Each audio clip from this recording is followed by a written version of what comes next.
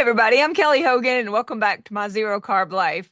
I frequently will hear someone talk in one of my meetings to share just we often start our meetings by saying, "Hey, tell me something good that's happening." And of course, we also do some troubleshooting and Q&A time, but I love for us to get encouraged by one another. And one day, Terry spoke up and I said, "Okay, I want to know more, and I bet other people could benefit from knowing more." So, hi, Terry. Hi, Kelly. I'm It's good to be here. I'm so glad you're here with me. So, what brought you to carnivore and what's your story?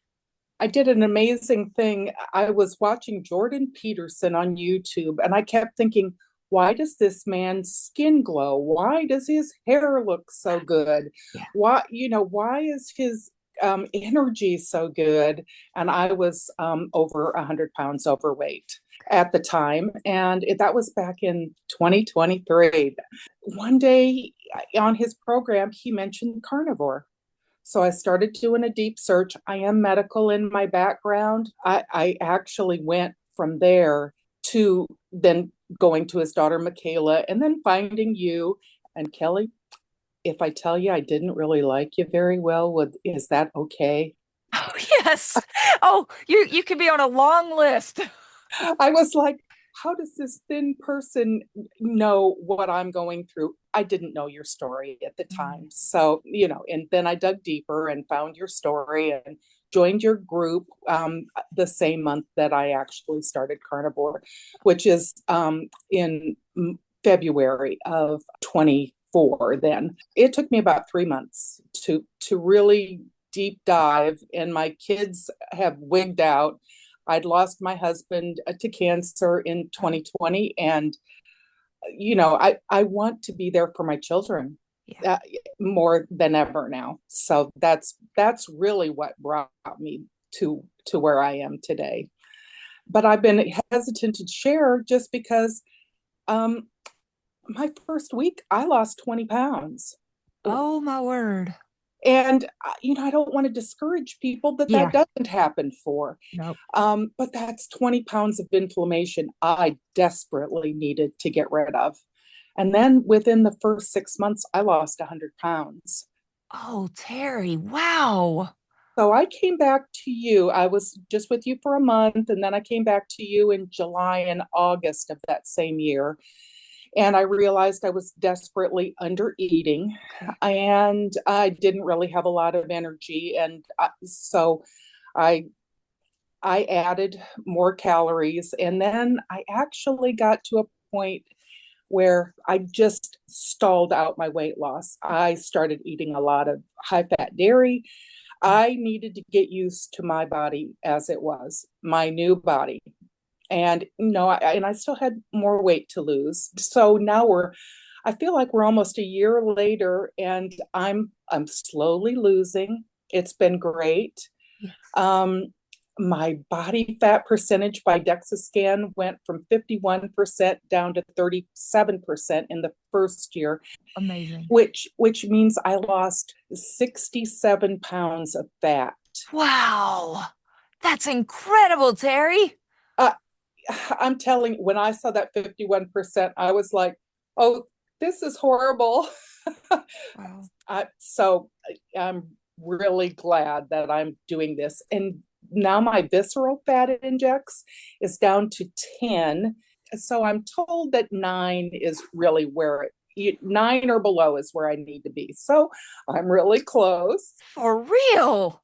Yep. And my waist is 40 inches now, which when we started, I was close to 60 Amazing. inches. So, um, and I'd really like to hit that magic 35 inches per Dr. Ovadia. But if I don't, I'm not going to worry about it. I'll be 70 in September. So I'm looking forward to actually trying the carnivore ice cream for the first time. Nice. Yeah, I went from basically vegetarian. So I was excited to add the meat in it, but I didn't really enjoy the ribeyes. Okay, so I at heard, one point you were vegetarian and you had added back a little bit of meat, but you weren't really a meat eater. And then when you went full out carnivore, which that is incredible, that's quite a swing there, Terry. It Then was. then you were becoming okay with meat, but ribeye was it the fat? Was it too much fat? I don't know. I don't think I like chewing that. I didn't like the texture. And I Okay. heard you say that you ate hamburgers. Yes, I did. Yeah, and so I found that if I ate a little bit of cream cheese with every bite of hamburger for months, really seriously, just eating the hamburgers, and then gradually didn't need the cream cheese anymore. And I really totally now eat a lot of variety. I still don't like pork very well unless it's Okay. bacon. It doesn't make, I don't feel good when I eat Yeah. it, but I can eat eggs and seafood. I, Yes. I really am enjoying shrimp, which I never ever would have thought I would have, that would have been part of my life. I really enjoy them.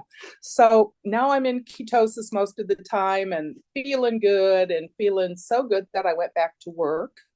Oh, Um, and I work in a grocery store, so I'm doing heavy lifting. And I had to lift 30 pounds to be able to get the job. And now I'm lifting 48 pounds with regularity. And I work 5 days a week and I only work 4, maybe 5 hour shifts. uh-huh. And I'm just loving it. And I have my friends are all like, why did you go back to work? It's like I don't have to pay to go to a gym to work out. I can Yeah. work and get paid for it a little bit. That's how I get my exercise. I get my steps in, the whole thing. Yes, I think it's brilliant. I One think summer, so. before I had kids, one summer I worked for the maintenance crew at my school, but it was really a moving crew. We were outside with hand trucks moving teachers from classroom to classroom. We were outside quite a bit. I got a tan. I got buff. I had Mm. social interaction. My husband worked during the summer, so I was like, well, I'm either going to sit at home alone, which I don't know that's good for anybody to just sit under artificial light all day, not seeing anybody. It turns into a big scroll fest usually. Yes. Versus I could go and make a little money during my summer, see people, get strong and tan. Yeah, I think that's so cool that here you are, age 70, and you feel the energy and desire to do more and get stronger. What a gift. I have so much energy, I don't know what to do with myself. For so long, I had no energy since my mid 30s. Oh, wow. Yeah, So this is new for you. It, very. I feel like a kid again. Oh, Terry, that's so awesome. I You know. don't hear many people say that in their 60s or 70s. I know. Amazing. I'm, I think at work there, I put the kids to shame. This is so good. And you laugh like a young person that feels good. That's how you always come across to me on the meetings. Like you're just happy. You're not hurting. You're not exhausted. You just seem well. Okay, now I've got a question. Did you ever Okay. learn to like the ribeyes or are you still not so much? I prefer a New York strip over Okay. the ribeyes. Of course, I'm air frying. I mean, silly me. Why would I not be air frying? Right? Um, I love a New York strip. And in our house, people will say, ask me online, what do you do at your house for sides? What don't you miss having sides? We have shrimp as a side very often. So my kids love it if I will do a steak and their favorite is New York strip and then a side of shrimp and a side of fried eggs. That meal, uh, we just do that on repeat. I'm like, we have sides. It just happens to be amazing. yes, And animal products. Yeah. yes. Part of me was like, I just need some contrast. Mm. In the beginning, I needed crunch, and I had never eaten a pork rind, Oh. and so pork rinds were dipped in sour cream. Yes, that's a great tip for people missing crunch. Pork rinds, and you can find brands these days. You might have to order it if your store doesn't carry it, but brands that are not cooked in seed oils that are cooked in lard, pork fat. And like you say, put some sour cream, or I even see people making nachos where they make a bed of pork rinds and they melt cheese and put that Oh, on top with some, you could even add, little bits of bacon on top or sour cream. Oh, mercy. That sounds amazing. yum. Yeah. Do you have a dehydrator at your house? Ew, I still haven't used it. Well, if anybody's listening thinking that they're like they really miss the crunch. If you were to go, I know my Walmart at least sells very thin sliced ribeye. If you hold it up, I mean, you could see through it. It is ready to put in a dehydrator just like it is. You don't need to do a thing. Sometimes I cut it into a smaller piece and I like to season mine. I'll link to my favorite seasoning, but it's a really clean McCormick or some tahine, but salt would be great too. Just put it in there. My dehydrator goes to 159 degrees. And if Okay. I put the meat in there, thin sliced ribeye for 12 hours, it Ooh, is, I first learned about that from my good friend Audra Coleman. She's like the meat dehydrator queen. But you know what else you could put in there? And Terry, I'm with you. I don't eat a lot of pork, but I'm trying to give some people at home a few ideas also. If you take raw bacon, it's just already cut perfect for a dehydrator, raw bacon, and just lay it in there. Sprinkle a little tahine on that. Tahine, if people don't know, it's got a little bit of chili, but it's not spicy, and a little bit of lime. Oh, Terry, I can about lose my mind on those, and it comes out just the nicest texture. So it could be something that might save somebody if they're used to eating crunch, crunch, crunch on a couch. that sounds wonderful. Yeah. Yeah, and I like pluck. Have you tried any of the I pluck? have some in my pantry right now, and I've never even opened it. So that's the spice that comes from organ meats, but Yes. it tastes just like a normal, delicious seasoning, is what I hear. Yes. And I've served it to people and they had no idea it was the organ meat, and no one has objected at all. What a cool way for people if they want to add some of the nutrients that you can only get from organs to add Yes. it. Okay, I'll link to Pluck down below too. All right, and you mentioned the carnivore ice cream. You're saving that for, did you say you might have it for your birthday? Yes. Yes.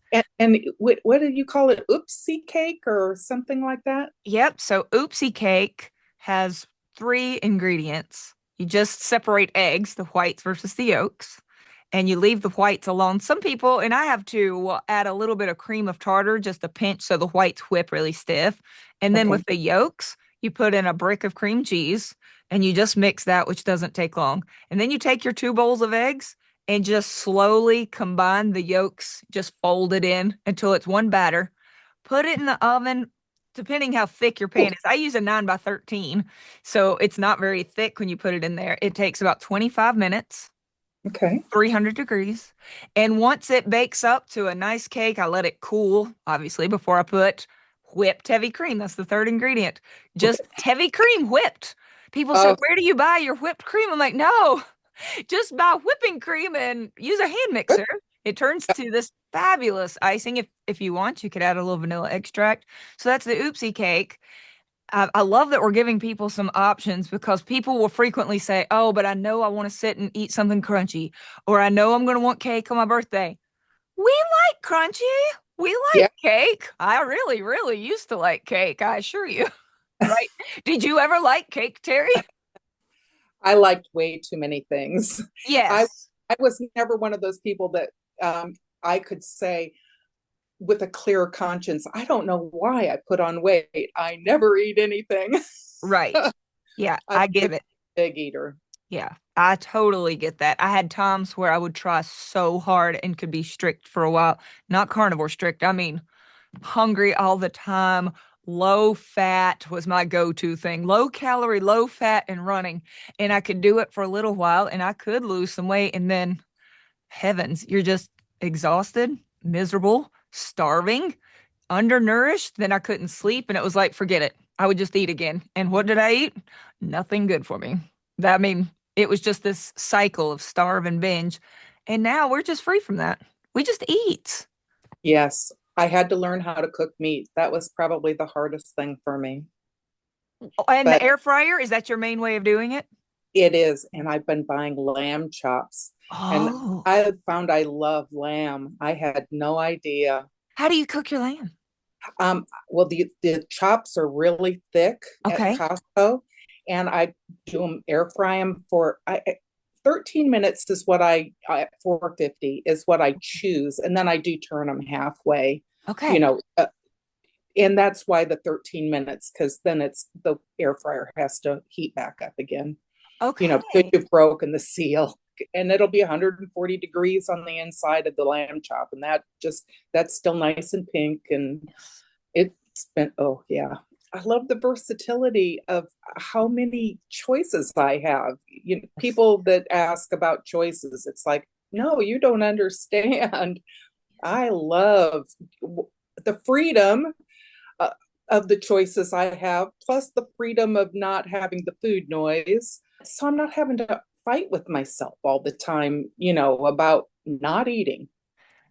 If people have never had food noise, and I think a lot of people watching this channel have, they really don't understand. My husband does not really understand. He'll occasionally be like, "Oh, I'm kind of hungry, but I know it's not quite dinner time." It used to be like that moment, but all day long. I don't know about you, but it was just this constant, I want to eat something, I want something, I crave something, let alone if I were to see a commercial or drive past a restaurant or have a trigger of something. It didn't take anything to trigger me. It was just this constant thought of food, food. And it wasn't ribeyes and eggs or shrimp. No, No. And to just have that shut off, it would be like walking around your entire life having somebody next to you talking in your ear the whole time. Don't you want to eat? Don't you want to eat? Is it time to eat? What are we going to eat? Ooh, you want to eat that? And then one day they just leave. And you're suddenly like, oh, I can breathe again. yeah, I can think about other things. It's amazing. I'll occasionally think, oh, we're going to be busy tonight. So I might want to pack, take some meat with me. But for the most part, it's like, well, I'll just eat when I get home. That is, it's like I'm living as an entirely different human than I was before. It's wonderful. Yeah.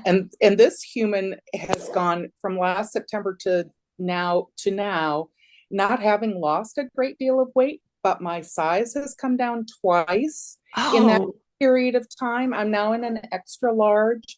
I started out in a 4X. So, oh, Terry, that's so life changing. it is. I enjoy clothes shopping. And you can shop anywhere now. And I'm an online shopper. I admit it freely. And it's like, oh, I just go by the measurements and go, yep, that'll fit. So it's not and how will it look on me? And, it's been really nice. I Yeah. really have enjoyed it. And really, probably the biggest thing that has gone on is now I'm actually working on the heart and the head Yes. and the forgiveness. And so much of it is me forgiving myself for not taking better care of myself all those years. I think that's big. I heard Yeah. somebody one time say that to forgive ourselves, looking back, is partly recognizing we didn't always know better. And there were times when I knew I could do better, but I just couldn't stick with it. But what I thought I knew was better really wasn't sustainable or better. So we really didn't know. So it's like I can forgive myself for not knowing. And she said, you can also forgive yourself for surviving life in the way you knew how to cope, which I don't know about you, but coping mechanisms growing up, that's how I was shown a lot of love from especially extended family was with food, desserts, and treats. I'll cook your favorite things. That's how we were taught to, oh, you're having a hard day. Well, let's go get something to eat. It was all food. So it's like we were just surviving in the ways that we knew how. We were working with the information that we had, and now we've learned better, we do better, we feel better. Yeah. So, man, I forgive you. You forgive me. Yes, Kelly, I appreciate you so much. So yes, I don't think I have anything to forgive you for. So Well, but that's when hold Yes. ourselves a grudge against our old selves. I don't think you have anything to forgive yourself for either. I think you were making it with the information that you had and that it was a struggle. And now you have, yes, sure, more desire, to be around for your children, but you also have more knowledge on how to do that in a way that actually works. Yes. Yeah. And I'm seeing my doctor every 6 months and having my labs drawn just for my children's sake so that they are comfortable. I can tell them that my labs are good and that type of thing. And I go again this week for Okay. my labs. So, I'm at my 6 month mark. So, Have your kids come around some to this? Do they see you feeling more energetic? And surely they're happy for you to have lost over 100 pounds. oh, they're happy for me, but two of them are vegetarians. And Okay. and that's another thing I have to forgive myself for because that's basically how I raised them. I see. I see. So, and maybe someday they'll figure out that their hormones need the meat fat, and Yeah. I pray so. Yes, I do too. And obviously, the reasons you were doing vegetarian and showing that to your children, you had good reasons with the knowledge that you had. And so, yeah, I hope they come to some of the same realizations that you have come to as well. Yes, we've got a big God. Yes, we do. And do you feel like you're able mentally to handle the anxiety of this world a little bit better with, like, does your brain feel a little less, I don't know. I still have to not pay a lot of attention to the news. I mean, I pay enough attention to know what's going Yeah. on. I'm careful as to who I listen to. I don't listen to angry people ever. Me Um, yeah, too. I'm way too sensitive to it. But yes, I definitely handle all of life better now. Right. Me too. I would I, feel anxious sometimes and not even know what I was anxious about. And I hear other people I know saying, "Whoo, I've just got to have that evening glass of, to wind down." And there's not like a big drama. It's just life. And that's how I used to feel too. Like I just need a little something to help me relax from just a normal day. And now a normal day, I don't need anything to help me relax from that. I'm just, me either. yeah. Well, my husband was my umbrella of protection, and once he was gone, I had to start paying attention to so much more. So then that's part of why I started listening to Jordan Peterson. Yeah, That makes sense. he was a voice of reason, you know, in the clanging wilderness as far as I was concerned. I don't totally agree with him about everything, but I bet, you know, I don't agree with everybody about anything. So Right. Who would that be? yeah, Right. yeah, God, the Word of God. Yes. True. Okay. If somebody is just getting started, let's both think back to when got we got more knowledge, right? We finally understood, oh, maybe it's the carbs. Maybe so this thing called carnivore exists. We both had to have that moment. Oh, that's a thing. There are probably people who know it's a thing, but just haven't been able to quite make it happen yet. What would you say to them or any advice that you could give to them? Wow. For me, it was just to jump in with both feet. I realize not everybody is wired that way, but I, within 3 days, my mind was mentating better. I mean, I wasn't losing my words like I had been. I wasn't losing names like I had been. Everything just came flooding back to a point where I wasn't worried about myself anymore. Yeah. And grief is a strange item to be going through. And I always said to myself, it's okay. This is just a grieving time. But in the back of my mind, I was thinking, okay, yeah, but yeah, I don't think this is a good thing. So within 3 days, seriously, things were so much better. And I'd say within 6 months, names, uh, now I remember name. If I meet somebody, I don't have to ask them 3 times. what their name is. It's a big deal. If anybody's ever had brain fog, it's like you're digging through a massive file cabinet. But when it gets really bad, you feel like there's no reason to dig. Like you can't say, oh, it started with, you've got nothing. You just feel like there's nothing to sit and think about because you can't come up with anything. Well, and people are important. I mean, that's what we're here for is people. Yes. I'm not here for myself. I'm here for people. And their names are very important because it's a big part of them. So, yes, yeah. But as far as carnivore goes, really, I would just jump in with both feet. Yeah, I did too. I didn't do a weaning process, but I am curious. I am curious with you, since you had been much more plant heavy, it sounds like, than I was. Did you have to go through an oxalate dumping process or was it pretty seamless for you? Well, so far, so good. All of a sudden, I quit sleeping well. So I've been trying a lot of different things. And I did hear actually from Sally Norton that my lack of sleep might come because of oxalate dumping. So that gave me something else to think about. It's sort of like, okay. So I incorporated a little bit of green tea Yeah, into, into good. my life, into my life. And I feel like I've been sleeping better. So maybe it's just not worrying about it being hormones or something like Right. that. It could just be the lack of worry.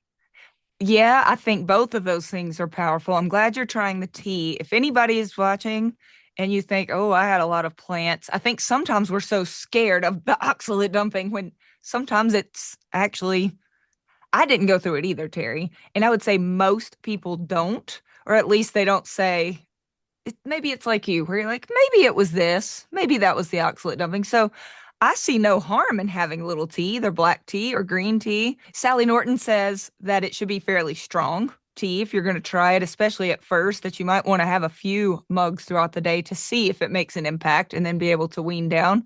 But I also think there's a lot of power, especially with sleep, to just relieving your mind to say, oh, this is maybe just part of the process. You know who's amazing at that line of What? thinking? In our groups, Coach Nanette.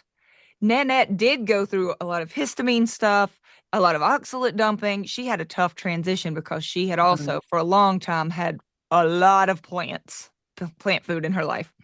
And she said that throughout it all, she would go, oh man, I am really detoxing. This is good. She embraced it as a good thing.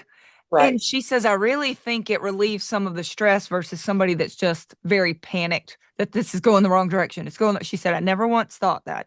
I just kept thinking, well, this is an interesting part of the detox process.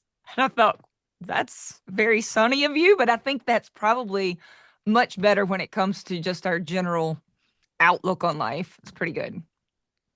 Yes. And so I did a lot of juicing. Oh. So I wasn't actually eating the plants, I was drinking them. Mm-hmm. And I don't know if perhaps that made it better. Oh, no. Or if in 5 years, I'll face some big time oxalate dumping. We'll just see. So something to look forward to, but I wouldn't I don't expect it. care.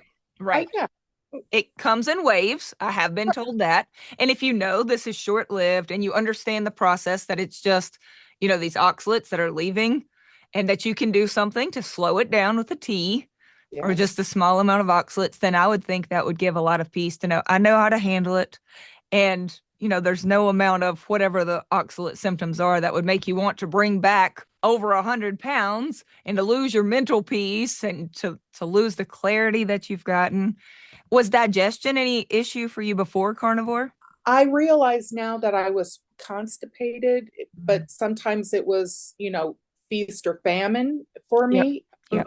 You know, but so things are much easier now, actually. Things are going just fine now. Oh, excellent. Excellent. Awesome.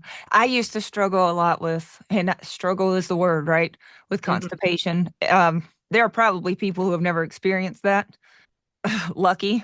Yeah, Like that was not fun. And when people say, "Oh my gosh, you only eat meat, aren't you constipated?" I'm like, "You have no idea. No, never, never now. But never. before, It was a real issue. And that's a life changer. Like I said, if people haven't experienced it, probably seems like, why is that a big deal? Oh, it's a big deal. It is. Yeah, It well, and if people will talk about it, it's bothering them. So, and I right. work at a health food store, so I hear it all. I bet you do. I hear quite a bit too. Yeah. And there are a lot of people on a more standard American diet or what they're considering to be a very healthy diet. It's just not carnivore. They think they're doing the right thing with all of the fiber. And it's just, for me, it just made it worse and worse and worse. It's been interesting to be able to talk to people, and it's like, I don't know what you're doing, but you're very ill and you're weak. I mean, they've told me they're very ill. Yes. So it's not like I'm telling them they're very ill. 30 grams of protein per meal. And sometimes they'll come back and say, I'm feeling so much better. That is great advice to start with. So you'd probably be looked at like you were nuts if you said only eat meat forever, right? Most people are going to be like, girl, bye. I don't even know what you're talking about. But if they were to start with 30 grams of animal protein per meal, Animal. which Yep. is enough to give people what is considered enough leucine, around 2.5 grams of the essential acid leucine, to give them the mTOR for muscle protein synthesis. If they were Yep. to just do that 3 times per day, well, that's what I would consider plate crowding. I think Dr. Ken Berry is the first person I heard say that. I actually think it was his wife, Nisha. So plate crowding, people say, well, how do I feed my kids better? Crowd out the plate with the good stuff, the most nutrient dense stuff. Even if you leave a little around the sides, if you were to say, let's eat our meat first and then see what you want. Sometimes it could be hard then to polish off all the rest of that. And if they start off every meal with 30 grams of protein, well, that'll certainly limit how much junk people want, hopefully. Yes. And I even tell them, eat the fat. Yeah, eat the fat. Yeah. So and I have one girlfriend that I'm actually coaching right now. Oh, And I'm practicing on her. The Holy Spirit just one day just spoke through me to her. I mean, I couldn't believe how bold I was, because that is not normally who I am. that's awesome. Yeah. And she's feeling better. She was thinking about quitting because she wasn't losing weight. And the other day she called and she said, I didn't quit. And I said, and how are things going? And she says, well, my pants are starting to get looser.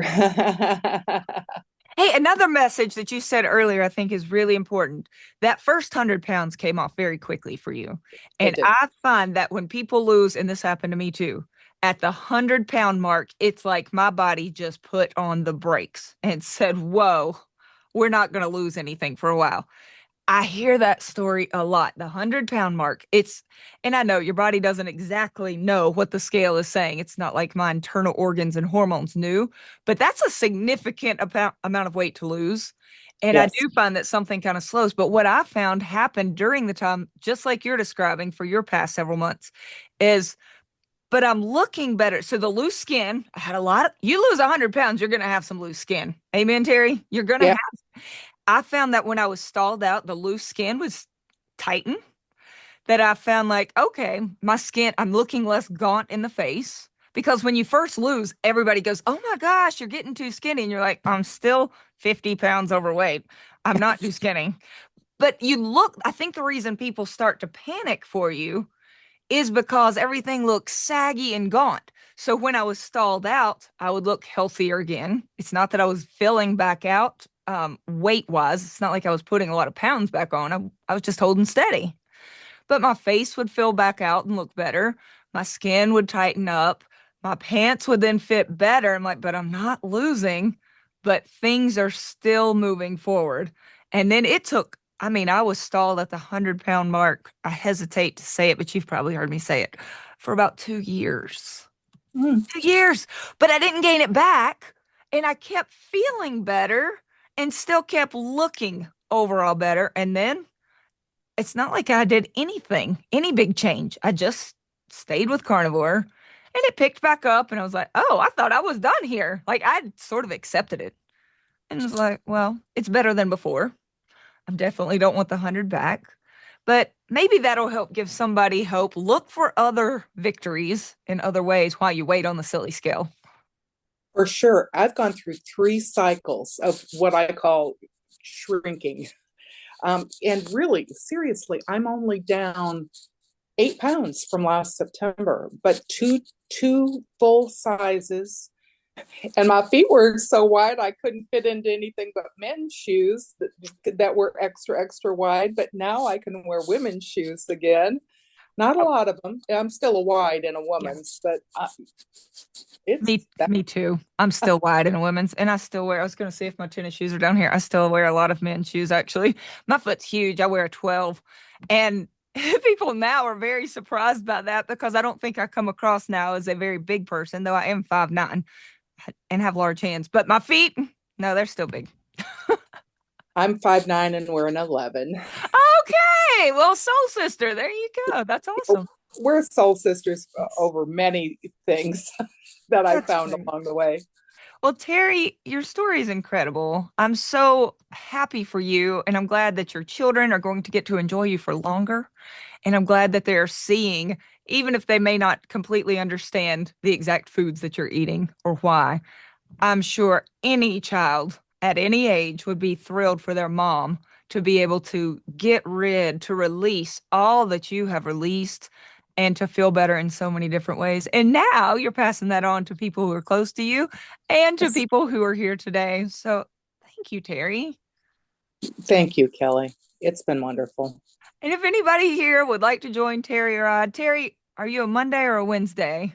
Wednesday at noon. Wednesday, come join us. We've got room for you at Wednesdays at noon. That's actually been the smallest group. I might not, maybe I shouldn't tell that for your groups.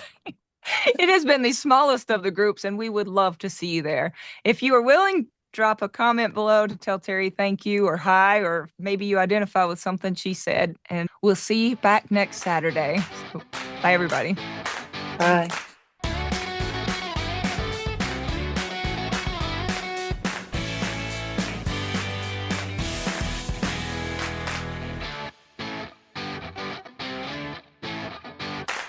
That was fabulous. You're Oh, awesome. good. Thank you. I, this was good for me. This was very good for me. I Thank you don't very think people understand how good it feels to take what you've got and have the opportunity to pass that on. We know that with our faith, but Yeah. we're told my life was changed. I want to tell somebody else about it.